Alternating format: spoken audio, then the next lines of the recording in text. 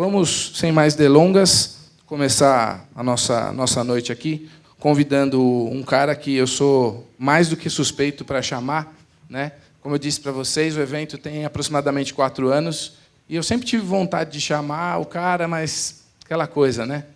Oi? Ah, o pessoal está pedindo o login ali. Vamos lá. 489623. Beleza? Joia. Está escuro, mas eu vejo vocês, viu? Então, sempre fiquei naquela expectativa de, pô, será que é suspeito, né? Porque eu sou filho dele e tal, e naturalmente eu seria fã. Mas algumas vezes me sugeriram, pô, por que você não chama teu pai e tal? Então, eu acho que, de certa forma, o poder devia isso, né, para o público e também para esse grande vulto da comunicação, que eu, obviamente, peço que vocês recebam com muito carinho. Com vocês, Valdir Carleto.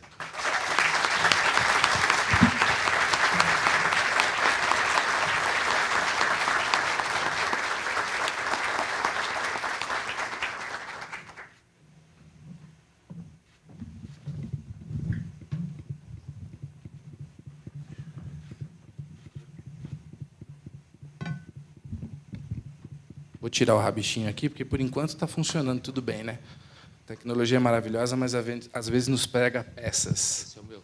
Esse é o seu. Muito boa noite, seu Valdir. Boa noite, Fábio. Boa noite a todos. Muito obrigado pela presença de vocês. Prazer tê-lo aqui, finalmente, hein? Poxa vida, e que honra ser entrevistado pelo próprio filho, hein? Ó. Legal. Bom, para a gente começar um pouquinho da história, né? Você basicamente fundou o jornal por tudo quanto é canto por onde passou. Exatamente. Né? Então, desde muito cedo já atuou nesse mercado. Conta para a gente um pouco como tudo começou. Como é que você entrou para o ramo da comunicação? Bom, quando eu tinha perto de 6 anos, meus pais foram morar no bairro do Sapopemba, na zona leste de São Paulo. A estrada do Sapopemba era ainda de terra na época, então era muito periferia. E, de formação católica, né, meus pais muito praticantes, me inscreveram para fazer o curso de catequese para a primeira comunhão, com um catequista que era cego, Francisco Plaza. Esse cara teve uma importância fundamental na minha vida. Fiz lá o curso de catequese, fiz a primeira comunhão, e houve um elo de amizade entre as famílias, e, na época, quem tinha qualquer tipo de deficiência não tinha o amparo que tem hoje. Hoje ainda falta muito, naturalmente, para alguém que tenha qualquer tipo de deficiência. Mas, na época, não havia nenhum amparo. Como é que alguém que é cego vai conseguir ter alguma renda? E ele teve a ideia de montar um serviço de alto-falantes na Vila Geni, lá no Sapopemba. E procurou a minha família lá para vender uma rifa, cujo produto dessa rifa ele queria comprar a aparelhagem de som. E depois que ele conseguiu comprar essa aparelhagem, ele informou lá, ele foi com a irmã dele, a Luísa, na casa dos meus pais, olha, vai lá, já está funcionando, tal. Era como se fosse uma emissora de rádio que transmitia nos sábados à tarde e nos domingos de manhã para a vizinhança. Então, ele vendia o anúncio lá para a farmácia, depósito de material de construção, tocava música, e eu fui lá e eu achei uma coisa incrível, um aparelho cheio de luzinhas e de botõezinhos sendo manejado por um cego. E ele fazia aquilo com maestria, tinha uma ótima voz, um cara muito inteligente, estava estudando, etc. E eu comecei a ir lá, e aí eu falei, poxa, mas como é que eu poderia fazer para ler esse anúncio que você faz, que ele fazia em braille, né? Ele lia no braille. E as etiquetas dos discos, também ele punha a etiqueta em braille para ele poder anunciar as músicas, discos em 78 rotações ainda. Tá? E eu me encantei com aquela coisa da comunicação, então eu ia lá para ajudar a fazer a locução. E uma coisa que me chamou muita atenção é que a importância da comunicação eu percebi ali. Alguém precisava de um medicamento, ia até lá e falava, a dona Maria está precisando de um remédio assim assado. Dali a pouco aparecia alguém com um tal remédio. Alguém se machucou, precisa de uma cadeira de rodas emprestada, um par de muletas, tal.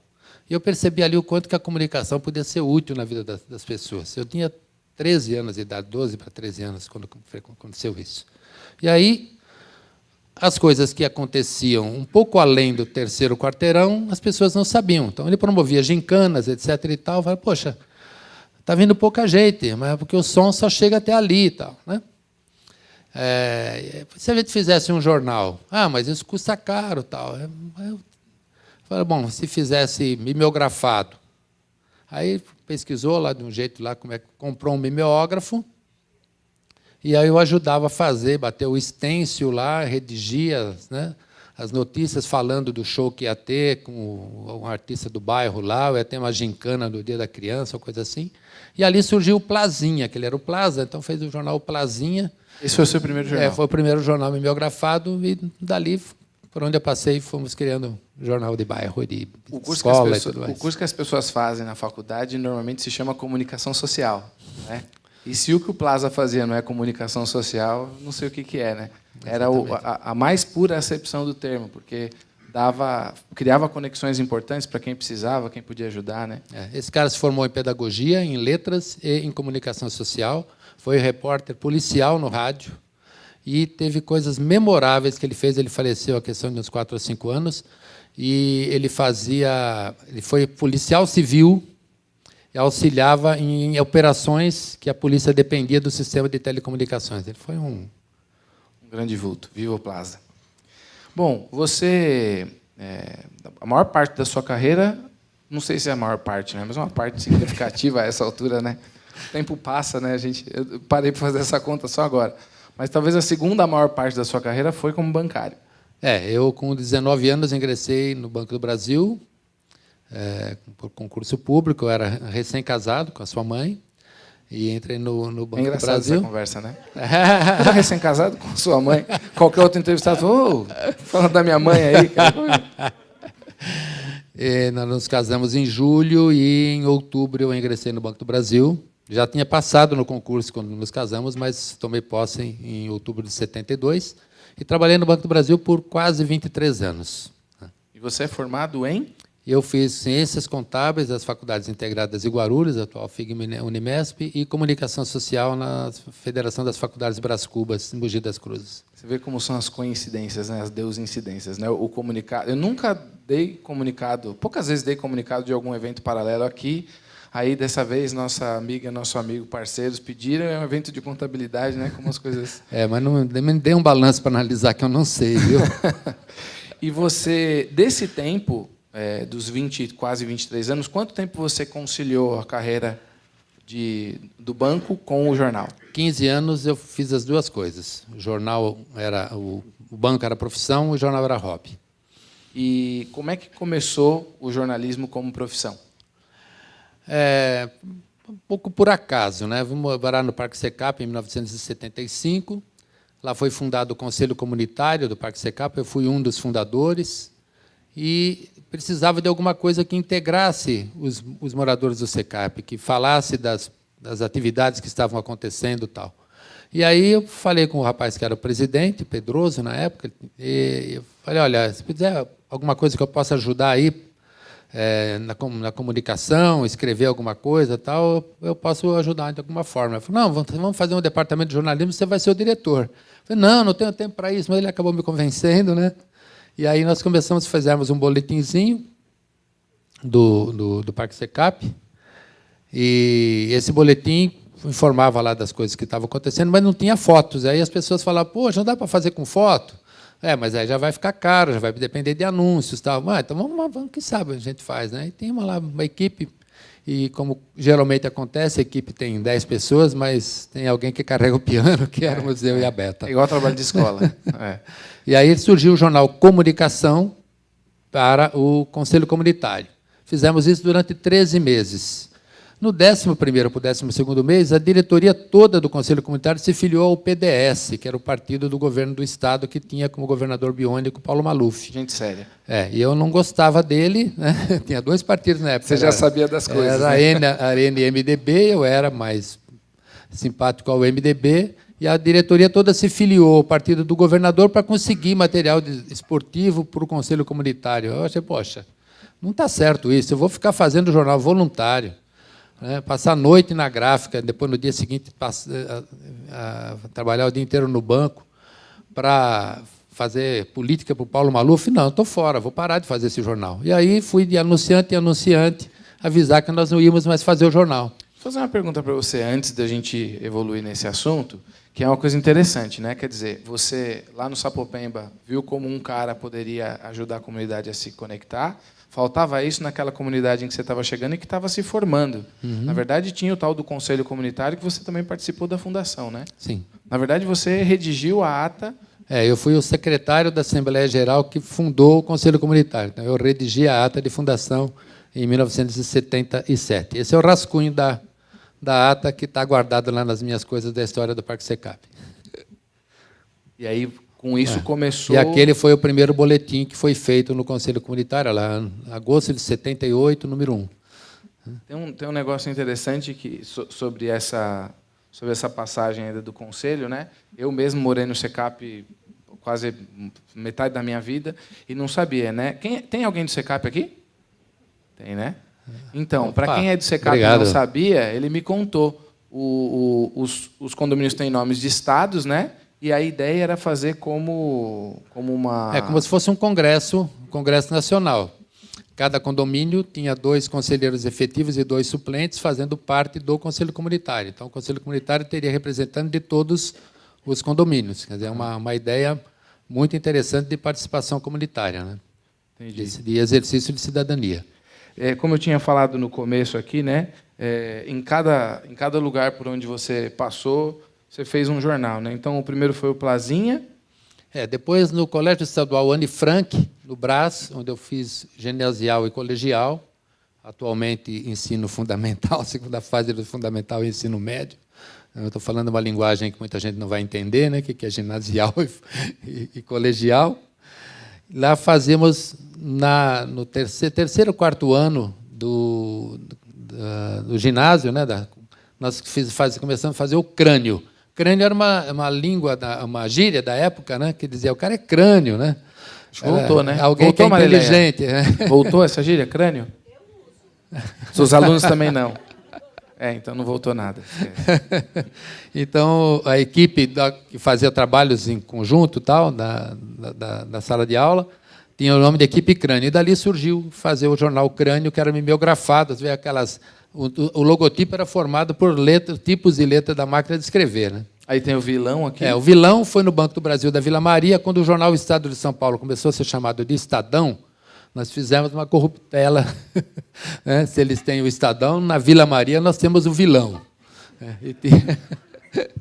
Que tinha aquele bigodinho ali para dizer que era o cara mau. Né? Era um bom logo, né? Sobretudo para a época, né? Não, Flavinho?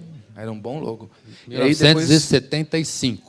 Depois no tempo que eu estava trabalhando no Banco do Brasil da Vila Maria, fui fazer o curso de Caixa.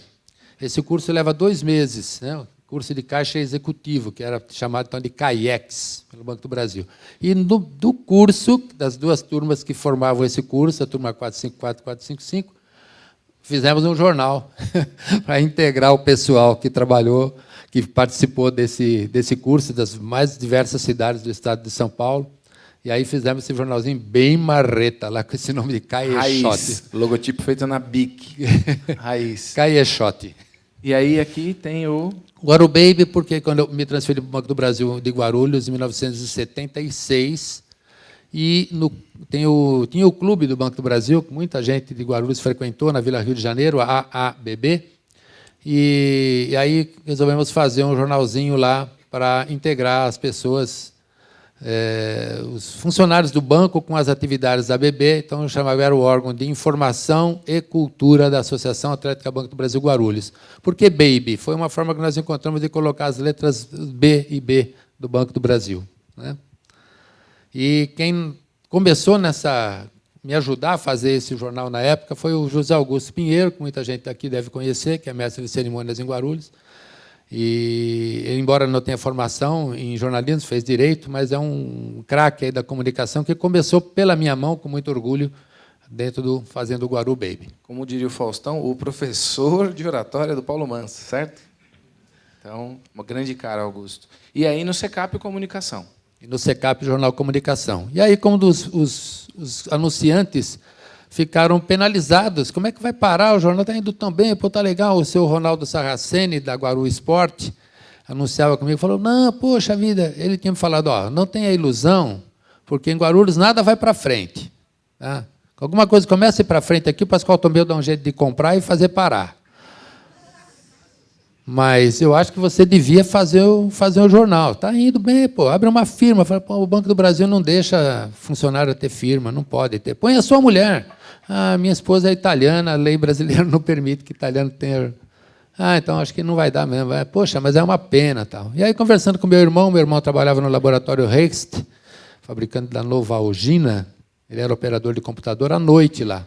Eu, trocando uma ideia com ele, surgiu a ideia dele abrir uma firma, e ele cuidaria da parte comercial. Você ficou feliz, pacas, porque ia ter alguém para ajudar, né? Só que ele cuidaria da parte comercial, administrativa e tal, né? E aí nós teríamos condições de fazer o jornal.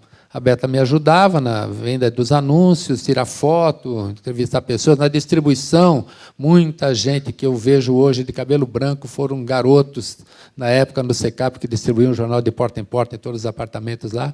E foi daí que surgiu, na última edição do Olho Vivo, em dezembro de 1980, eu fiz um editorial explicando por que a comunicação não ia continuar, que é porque a diretoria tinha se filiado a um partido político e eu discordava daquilo. E que em janeiro ia surgir o jornal Olho Vivo, que era o nome de uma coluna do jornal Comunicação, Olho Vivo, coluna que as pessoas mais comentavam. Tal. Então, nós resolvemos pôr o nome de Olho Vivo no jornal, que nasceu em 31 de janeiro de 1981, saiu o número 1. Muito bem.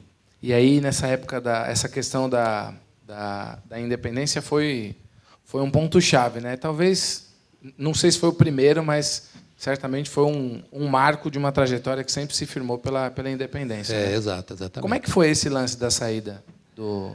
Então, eu tenho amigos que eram dessa diretoria aí, amigos que eu cultivo essa amizade com muito carinho até hoje, mas que naquele momento tinha que ter aquele enfrentamento. Não discordei, acho que agi corretamente por discordar.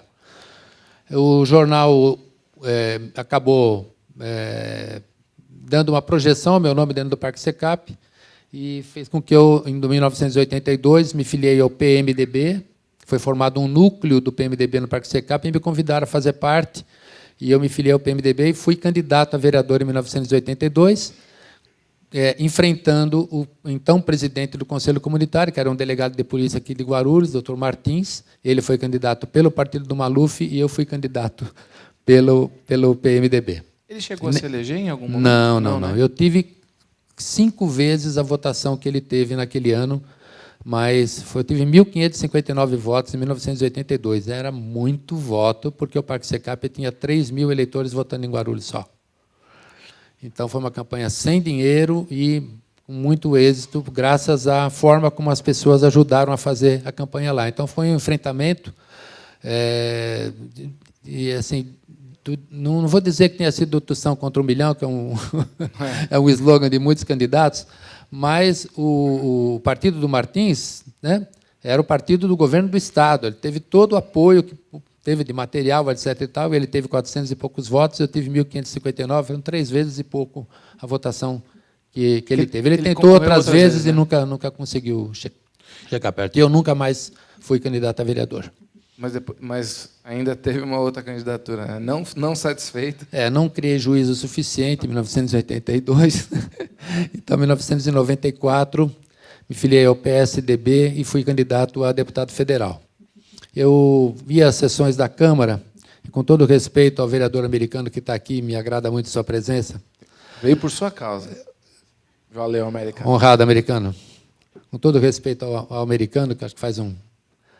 Não foi eleito na última vez, tendo mais de 6.000 votos, me parece, né? Um dos mais votados da cidade, graças a esse sistema estranho maluco, aí da representação proporcional. Mas eu ia assistir às sessões da Câmara para o jornal e eu me ficava entediado, eu não tinha vontade de ser vereador. E eu falava, não vai. Eu era do Banco do Brasil e o bancário, em grande parte, votava no PT. Mas nem todo mundo do banco queria votar no PT. Então, eu achei que eu poderia ser uma alternativa aos bancários sem ser do PT. Só que muita gente pensou a mesma coisa que eu. Né? Então, o PSDB... combinar com os russos. O PSDB teve 3 candidatos a deputado federal, funcionários do Banco do Brasil. Que bom. Mas você teve uma votação expressiva, né? Não, olha, foi muito aquém do que eu imaginava que pudesse ser. Eu sabia que era muito difícil. 5.820 votos. O cálculo é de que precisava de 30.000 votos. Eu achava que seria possível sair de Guarulhos com metade ou mais. e o restante eu teria da categoria bancária, da família dos amigos, da família da minha mãe no Parque do Sapopemba, parentes no interior e assim por diante.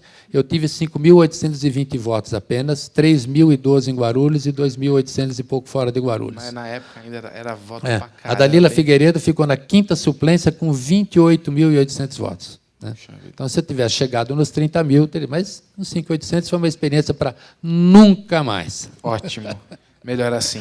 E aí, bom, mas e por falar em gostar de briga boa, né? Por muito tempo você viveu uma vida dupla. Né? Essa coisa do... Então, você até falou uma coisa, né? Quando estava todo mundo olhando para o relógio para ir para casa, você estava se preparando para a sua próxima jornada, né? Como é que foi esse período? Lubrificar o radiador. Inclusive, a sua caneca é diferente. A sua é personalizada. Presente da Cíntia, da RL. Ó. Que depois você leva. Muito obrigado.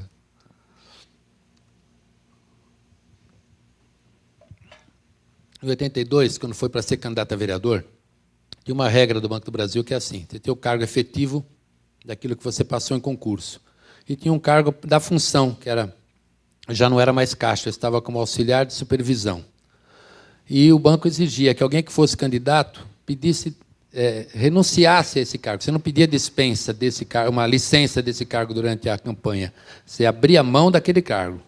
E ficava afastado aqueles 3 meses que a lei exige, ganhava pelo cargo, sim, mas na volta você passava a ser posto efetivo, era o cargo para o qual você passou. E quando eu voltei da eleição, o banco punha isso como uma forma de evitar que os seus funcionários fossem candidatos. Né? Não ajudava em absolutamente nada e tolhia tudo que fosse possível.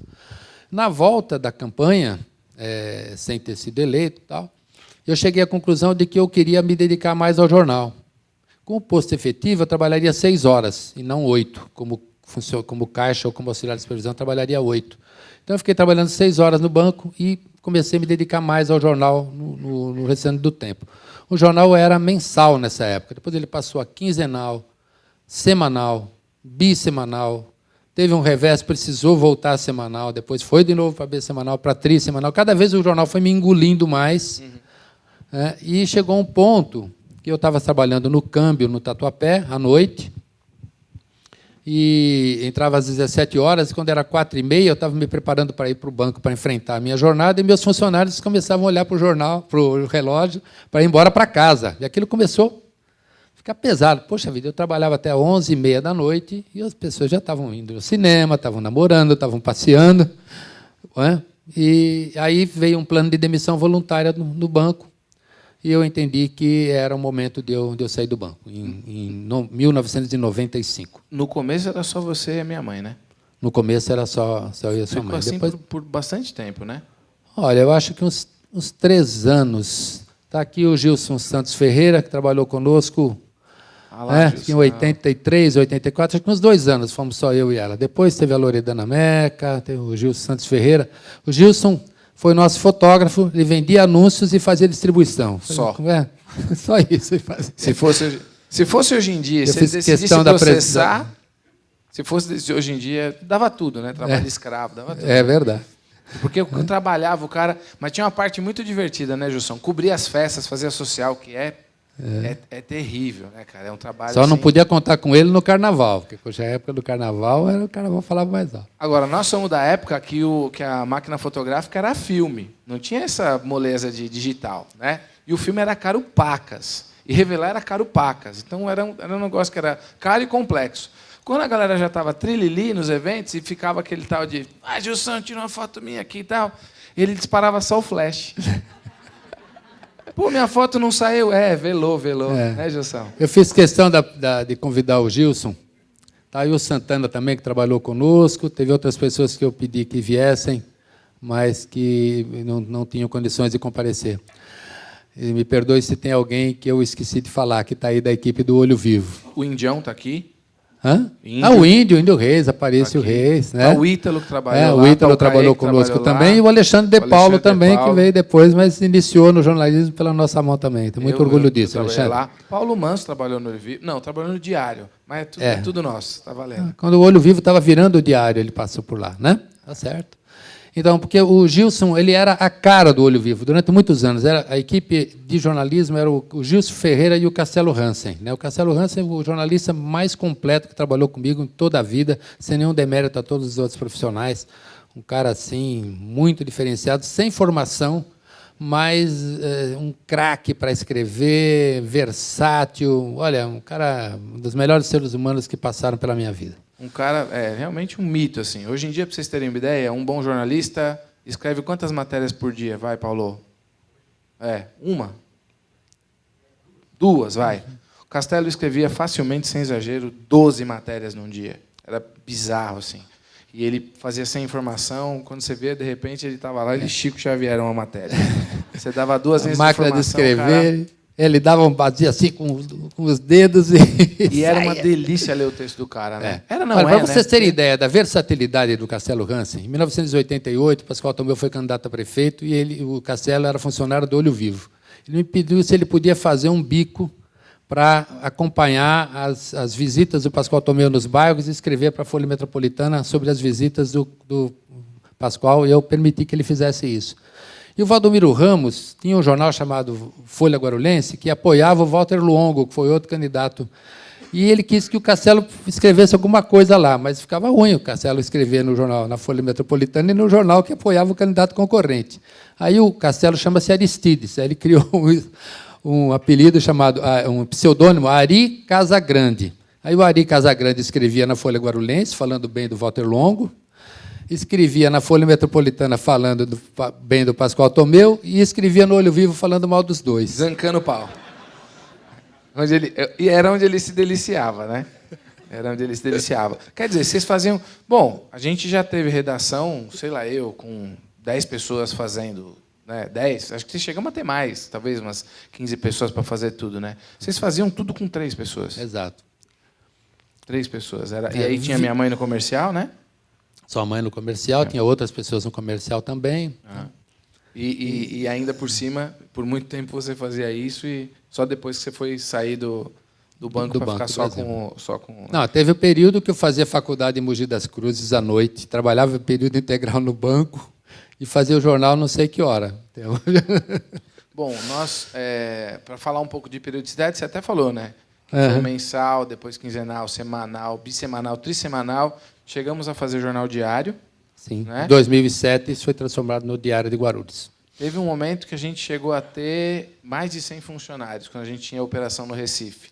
No Recife você envolveu muita gente, né? Com todos os distribuidores. Você tinha o jornal. Aqui a gente tinha, para tomar nota aqui, para não falar bobagem, tinha o Diário, o Vitrine, que era distribuído nos semáforos, o Vitrine Recife, que era o jornal que a gente tinha lá, fazia 100 mil exemplares em Recife toda semana. Era uma abominação. Foi o primeiro jornal gratuito de Pernambuco. Né? Estão aqui as minhas companheiras de jornada da época, que é a Mônica e a Maria Clara. Né? Raiz mesmo, né? Foi puxado. Aí a gente tinha a RG, tinha o Meu Lar, que era o jornal que falava de decoração, etc. e tal, o Portal Olhão, o Quem é Quem na Economia e o Guia. Aí, para isso, precisava dessa turma toda para fazer. Não é à toa que eu perdi o cabelo, né? Pudera, né?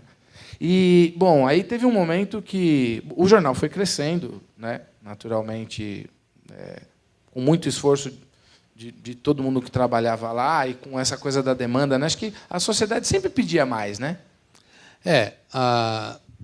Era um fenômeno interessante. Quando nós fazíamos distribuição porta a porta do jornal, chegou um momento que a gente percebeu que isso era infrutífero e passamos a colocar os displays no comércio. Colocar os primeiros 20 displays foi uma dificuldade, porque eu ia na padaria, falava de colocar um display com o jornal lá, e a padaria não queria, tal, não sei o quê. Quando nós conseguimos completar esses primeiros 20 displays, para ir de 20 para 50 foi um pulo, porque muitos estabelecimentos queriam, e a gente não vencia a atender os pedidos dos estabelecimentos que queriam ter o jornal, porque o jornal levava as pessoas até o estabelecimento para pegar o exemplar. E a gente foi sendo levado por essa avalanche, né, de querer fazer mais e mais e mais, E eu acho que a gente se embriagou um pouco com o sucesso, né, dessa distribuição, querer fazer uma distribuição cada vez maior. E o desejo do jornalista é de que aquilo que ele escreve chegue a todos os lares da cidade. Fora a onda de você denunciar uma situação, apontar um problema e ele ser resolvido, né? Isso também acho que inebria. Né? Mudanças no trânsito que a gente sugeriu, que o leitor mandava, porque o cidadão que sente na pele aquilo que está acontecendo no seu dia a dia, consegue entender soluções, perceber soluções que o técnico que está trancado lá no gabinete com ar-condicionado não consegue perceber. Então, tem uma travessia, por exemplo, no anel viário, aqui perto do antigo Saravá, da Receita Federal, que foi uma sugestão do leitor, né, do seu Luiz de Poucan, falecido seu Luiz de Poucan, que fez a sugestão de abrir uma passagem no canteiro central do anel viário para evitar a concentração de veículos perto ali da churrascaria Novilha de Ouro. É uma de dezenas, talvez centenas, né? Lá perto da garagem, uma travessia também para poder cruzar o anel viário e já entrar para o Jardim Santa Francisca. Foram N soluções. Vocês eram um Reclame Aqui da época, né? Não tinha, né? O jornal fazia essa função, né, de dar voz a quem não tinha voz. Mas aí, com o crescimento, houve um momento em que você falou, bom, acho que precisamos dar uma reforçada no time, né? Como é que foi? Eu sentia que o jornal tinha condições de crescer, precisava crescer. Concorrência já não era problema. A Folha Metropolitana sempre foi um jornal que a gente respeitou muito, que sempre foi... Nós batemos frente a frente durante muito tempo, mas o problema não era a Folha Metropolitana. Nós sentimos que precisava de mais estrutura e que, se tivesse mais estrutura, podíamos crescer mais. E eu não queria um sócio capitalista que fosse mandar em mim, que fosse dizer isso pode publicar, isso não pode. Eu queria alguém que fosse do ramo. E aí eu me aproximei. Eu soube que o J. Ávila estava criando jornais no interior, a Rede Bom Dia. Mamãe. E falei, bom, tem várias cidades... Está solto ou está preso, o J. Ávila? Faleceu, né? Faleceu, recentemente faleceu. Então. Mas ele chegou a ser preso ou ele só correu risco? Não, acho que chegou a ser preso, né? Passou então, foi muito poderoso, mas passou uns mas aí, para ruins, minha né? sorte, ele só quis colocar jornais nas cidades onde ele tinha retransmissão da Globo. Então, não deu certo com ele. Aí houve uma cisão no Diário do Grande ABC. E eu tinha sido apresentado ao diretor financeiro do Diário do Grande ABC pelo Luiz Roberto Mesquita, que era presidente da Associação Comercial de Guarulhos na época, que antigamente era a SIG, né? E o senhor Wilson Ambrósio era presidente da Acisa de Santo André. E o Luiz ficou conhecendo ele e me falou que tinha feito amizade com o diretor financeiro do Diário do Grande ABC. E aí eu fui tentar fazer com que o Diário do Grande ABC comprasse o Olho Vivo. E eles não tiveram interesse. E, depois de um tempo, houve uma cisão no Diário do Grande ABC. A família Polese saiu da sociedade e eu me aproximei deles. E o Alexandre Polese, que tinha a mesma idade do Diário do Grande ABC, ele nasceu praticamente na redação, veio ser nosso sócio de 50% do Olho Vivo em 2005, se eu não me engano, 2005. Nessa época eu estava lá, né? A gente sentia que precisava de um aporte não só financeiro, né? Mas talvez de um know-how, de uma percepção que a gente não tinha, né? Eu lembro dessa... Nós tínhamos a falsa impressão de que nós sabíamos fazer jornal do ponto de vista do que o leitor quer ler, do noticiário que agrada as pessoas, mas que nós não sabíamos administrar a empresa. Que nós não a parte tínhamos comercial também. A parte comercial, que nós não tínhamos estrutura comercial suficiente, que nós éramos precários do ponto de vista comercial. E que, se nós tivéssemos do nosso lado alguém com a experiência que veio do Diário do Grande ABC, que era o maior jornal regional do Brasil na época, que isso ia mudar da água para o vinho. E foi uma aposta errada. Com todo respeito ao Alexandre Polese, que é um grande jornalista, um cara muito capaz do ponto de vista editorial, mas ele não entendia absolutamente nada de comercial e nem de financeiro. Então, difícil saber o que menos. Agora, mas trouxe aportes que a gente não contava na parte editorial. Na parte editorial ele trouxe gente muito boa. E então, o que aconteceu? Ele queria fazer do Olho Vivo um Diário do Grande ABC em Guarulhos. E aí precisava ter repórter aqui, ali, acolá, viatura andando para cá, viatura andando para lá, plantão na delegacia, plantão no aeroporto. Ele quis pôr plantão de jornalismo na Assembleia Legislativa. Então, ele era megalomaníaco. Ele queria, e, em vez de nós enxugarmos a estrutura do Olivivro do Ponto, tornarmos mais eficiente administrativamente, economicamente viável, o jornal foi ficando cada vez mais endividado. A gente trouxe com a expectativa de que ele fosse melhor do que nós no que a gente achava que era fraco, e a gente achava que era bom numa parte em que ele ajudou a gente a melhorar, e no que a gente achava que ele podia ajudar, ele ajudou muito na parte de visual do jornal, de títulos mais concisos, mais inteligentes. Tinha umas práticas de jornalismo muito legais. Boas pautas. Ele tinha um faro, né? Ele está vivo, está nativa. Tem um faro assim, jornalístico muito bom, né? Só que ele achava que nós não dávamos valor à cidade de Guarulhos. Ele falava, eu acredito mais em Guarulhos do que vocês. Ele falava, mas põe um umbigo no balcão para vender anúncio, ver se é fácil. E aí a gente começou a ter algumas desavenças nesse sentido, já depois que o jornal virou diário, né? Eu pelo menos, aí posso falar por mim, né? A sensação que eu tinha é que nada do que a gente fazia era bom o suficiente, né? Claro, aí isso vai gerando desgaste, né? E antes que virasse inimigo, decidiu-se por... Nós chegamos à conclusão de que, se a gente continuasse sócio, nós íamos brigar de uma forma muito radical. Então, eu falei para ele, quero desfazer a sociedade, quero recomprar a sua parte, eu não tenho dinheiro, mas eu vou buscar apoio nos empresários da cidade, fazer aí uma sociedade anônima, não sei de que forma eu vou fazer. Eu vou buscar recursos para recomprar a sua parte, eu não vou poder pagar de uma vez, mas eu vou te pagar cada centavo que você pôs aqui. E ele falou, não, olha, eu não vim para Guarulhos com espírito aventureiro, eu vim para ficar. Então, minha parte não está à venda, eu compro a sua. Falei, bom, agora é questão de discutir preço, então. E para ver como acho que a gente teve um timing bom, né? A gente conseguiu fazer uma dissolução de sociedade em 2 semanas. Em 2 semanas estava tudo resolvido, o que não é muito comum. Então, acho que foi...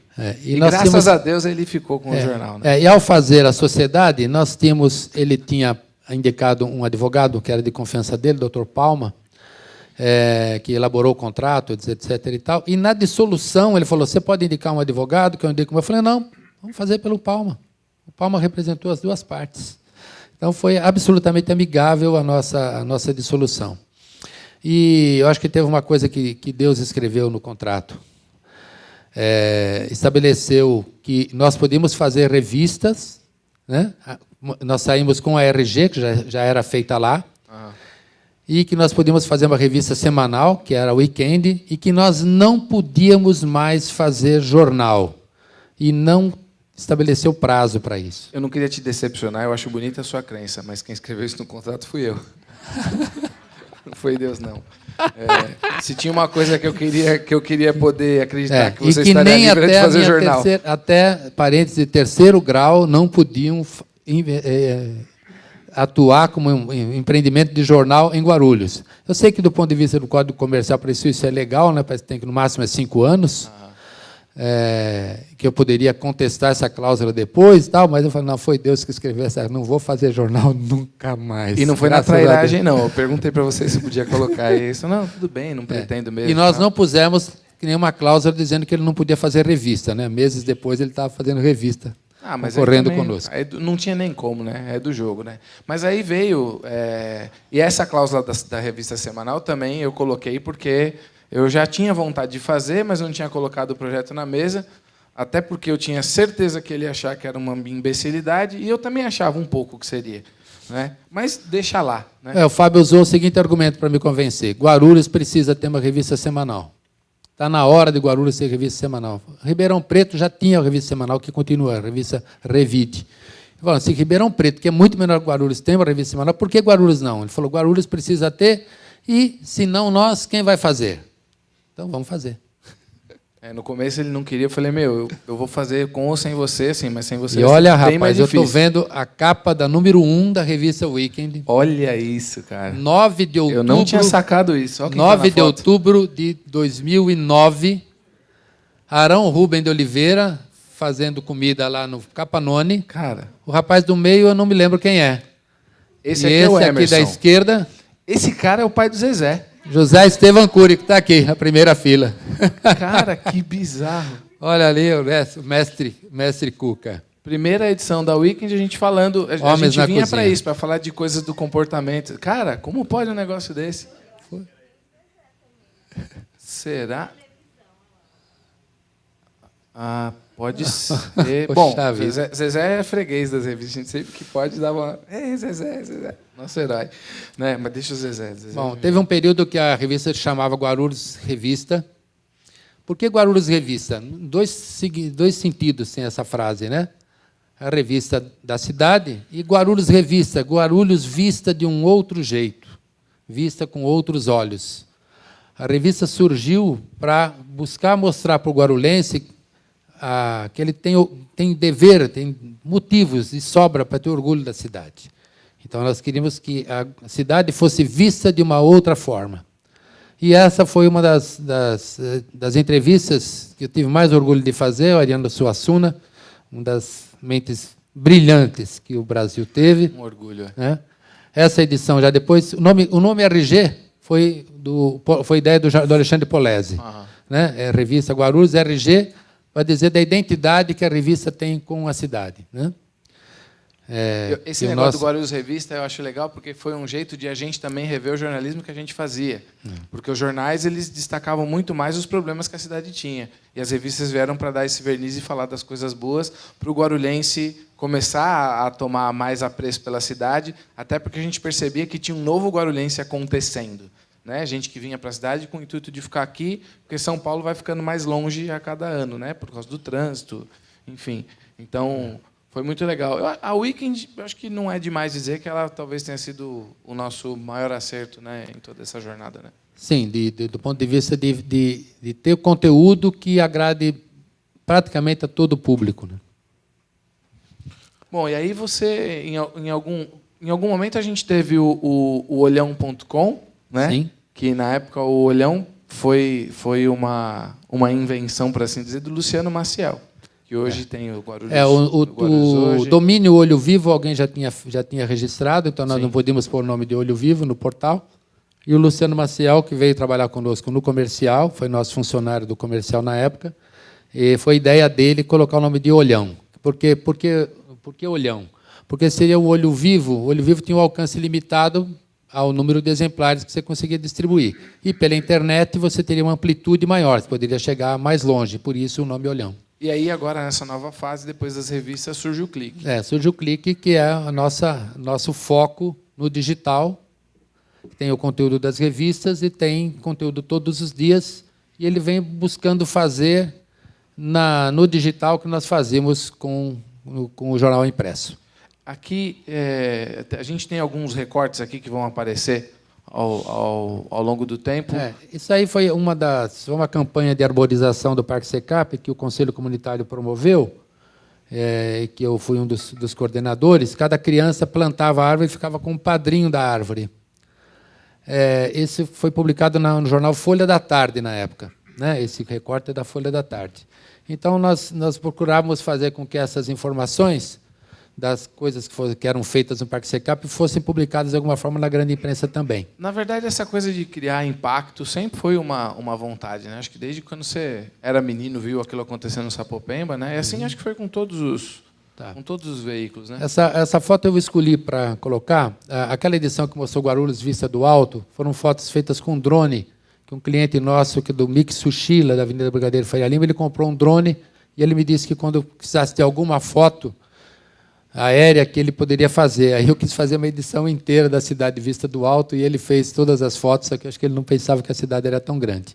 E essa foto do Parque Secap vista do alto, eu pedi para mostrar, porque eu acho que essa foto tem alguma coisa a ver com aquele recorte da Folha da Tarde. Pode ser que eu esteja sendo cabotino, puxando a brasa para a minha sardinha, mas o Parque Secap é um dos bairros mais arborizados de Guarulhos.